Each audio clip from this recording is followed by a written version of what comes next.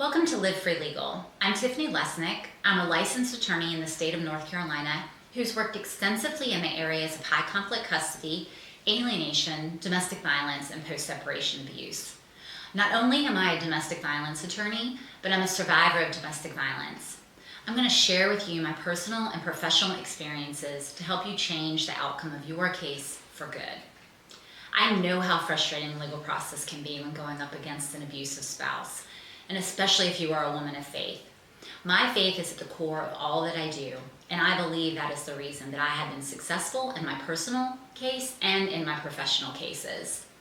I want to empower you, and knowledge is power. Abusers want to take away your power by filling you with lies and fear, keeping you isolated, feeling trapped, and in their control. I have a free guide for you today. It's my guide that I created called Top Lies Abusers Tell. Click on the link below in order to receive your free guide, Top Lies Abusers Tell.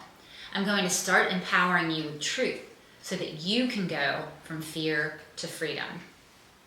We've started this video series at the beginning, or started talking about the basics of domestic violence. I think that is so important because many of my clients don't know that they're in abusive relationships. They don't understand domestic violence. In fact, they think that if they're not in a physically abusive relationship, that they're not in a domestic abuse relationship, and that's simply not true. When I first left my abusive spouse in 2008, I didn't realize that I was in an abusive relationship. It took me a long time through education, support, a court system, a variety of other resources to realize how abusive my relationship was.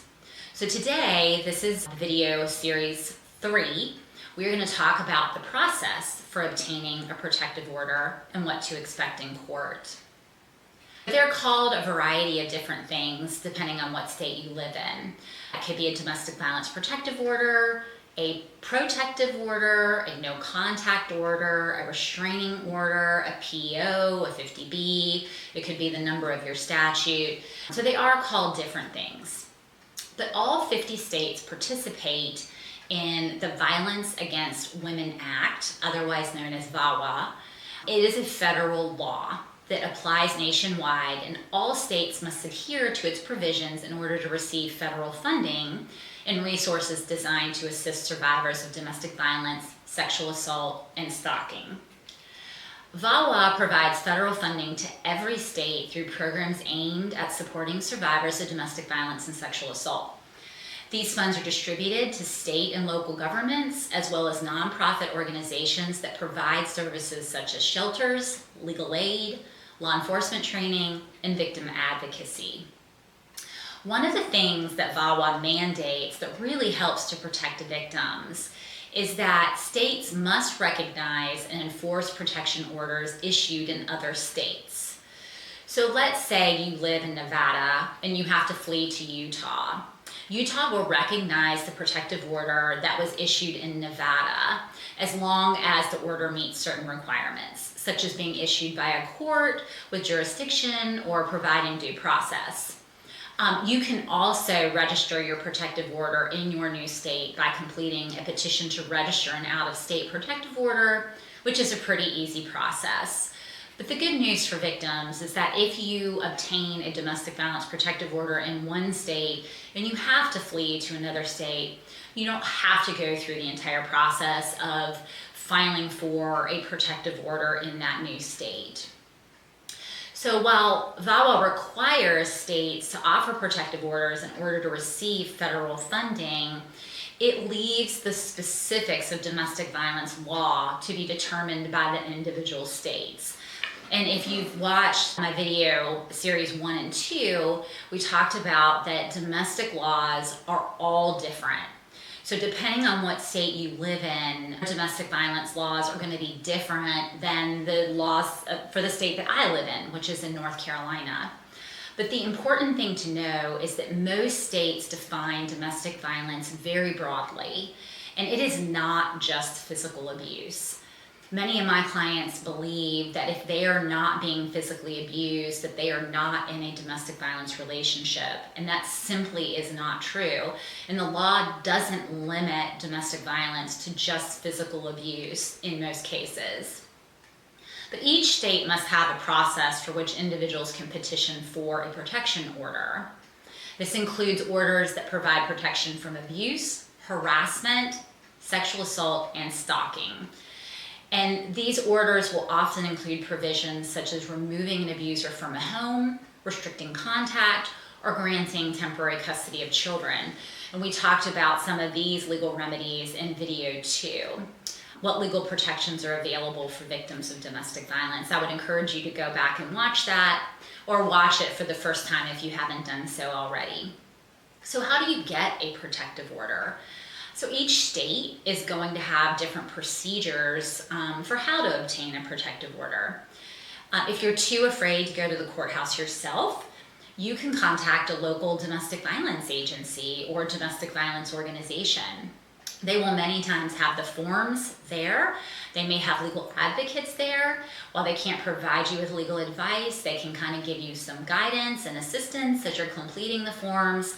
They can also give you information about where to go next or how to file. You could potentially contact your local legal aid office. They again might be able to supply you with some forms or provide you with a do-it-yourself packet in order to assist you with completing your domestic violence protective order complaint or petition. While you may not be able to afford to retain an attorney for representation in totality, you may have enough money to seek the advice or help of an attorney for a limited time. So you may want to consult with them 1 or 2 times. They can also provide you with forms, information, advice on what specifically do you need to put in that complaint or petition for domestic violence protective order to ensure that you will be successful when you go to court. Another really great resource that I think is underlooked is there are many Facebook support groups, many times in your area. There are 1 in 3 to 1 in 4 women statistically that are victims of domestic violence. There are a lot of women, unfortunately, that are going through this exact same experience. Well, I'm not going to say exact same, but are going through a similar experience that you are going through. And so they're going to have information about where to go, how to file, what to do, what not to do. You can find groups, local support groups in your area on Facebook, and get some information there. If you feel confident enough to go to the local courthouse, just go to the courthouse. As soon as you walk through security, you can just ask the security guard, hey, I need to file a protective order, or I need to file for an order of protection. How do I do that? They're going to give you that information. They'll point you in the right direction. They'll tell you where to go. When you go in the office, you just ask the clerk, and they're going to help you. Most of the time, you're going to want to go to the district courthouse. But not all states call their district courts actually district court. Some states that don't call district courts are Washington, D.C., Oregon, Kansas, Louisiana, Michigan, Florida, New York, Texas, and California. They're going to call their lower courts something other than district court. But if you're not in one of those states, you're going to want to look up whatever county you live in, county district court, and that's the courthouse you're going to want to go to, as opposed to like Superior Court or Criminal Court or Court of Appeals or something like that. Those are all the wrong courthouses. And I brought this particular organization and website up in one of the prior video casts that I think is absolutely an amazing resource that you can go to that will provide you with a plethora of information about how to file for a protective order. It provides forms, it provides instructions, how-tos, where courthouses are located, and it's called womenslaw.org. And so if you go there, You can get a ton of information about how to file for a domestic violence protective order on your own. I pulled just a couple of states for your information because I really found it very helpful. For example, if we go to Arizona and we pull up that page, there's a link that has tools that helps you fill out protective orders, and it has forms. And it also has an Arizona courthouse locations page and Arizona places that can help. So you can click on all those links. You can get resources, places that will help you get more information on how to file a protective order, where to go to fill that out, and the forms to help you get started. In Minnesota, they also have forms that you need and instructions on how to complete the forms, and they even have those forms in multiple languages. Most states will make the application process as easy as possible because they have an interest in protecting their citizens. And the really beautiful thing is that filing for a protective order is going to be free. So they're going to have the forms available for you. They're going to make the copies available for you. They're not going to charge you for any of those fees. There's not going to be any court fees associated with filing for a domestic violence protective order. So what happens when you go down to the courthouse and you file for emergency relief or for a protective order? So the process is going to be a little bit different in each state, but generally you're going to go down to the courthouse, and other states allow you to go to other locations or agencies as well. It may not necessarily be just the courthouse. Some states may allow you to go to the magistrate's office, law enforcement, other locations that they've designated in that state. So just know that. But you're going to go to the designated location. Generally, it's going to be same day. So you're going to submit your petition or complaint for a protective order. The judge or the person with authority to review the complaint or petition is going to hear it that day and make a decision that day. The abuser is not going to know that you are there, and relief is usually immediate. It does require that you have an immediate safety need. So you need to know when you go down to apply for a protective order, why am I doing this right now? You know, what makes now different than before? So you need to be able to have a reason for why you're filing right now. And it's okay if there was a delay for a legitimate reason. Let's say you were waiting for your husband to go out of town so that you felt safe in applying. Or let's say he injured you in some way and you were waiting to get out of the hospital. Or you were waiting to acquire transportation to get to the courthouse. There could be some reasons why you've had to delay in filing, and that's okay. You just need to be able to explain what that is to the court. Ex parte orders, when you go down and you file, they're usually going to be temporary in nature. So they're only going to last for a few days. In North Carolina, the state that I'm in, the statute requires that a hearing be scheduled within 10 days of issuance of the emergency, or what we call an ex parte order. But each state is going to have different time periods for how long an emergency or temporary or ex parte order will remain in effect. It is very important that you list every single thing that you want the judge to know about the domestic violence in that initial complaint or petition. Now, I'm not talking about the bad facts for you, like, for example, that he hit you and in retaliation you punched him in the face, but irrelevant information, like that it took you 3 days to schedule a counseling appointment and he interfered with your ability to schedule that appointment, and then this happened and that happened. We don't need to write a novel. We need to get to the heart of the matter, like, why are you here right now? So we don't want a whole bunch of irrelevant information in the domestic violence protective order. Now, the ex parte or emergency order is not going to be enforceable until it is served by law enforcement, or however else your state requires the protective order to be served. But generally, the state is going to take care of service for you. And once the abuser has been served with a copy of the ex parte order, It subjects them to a lot of different things, potentially eviction. So they might be removed from the home immediately.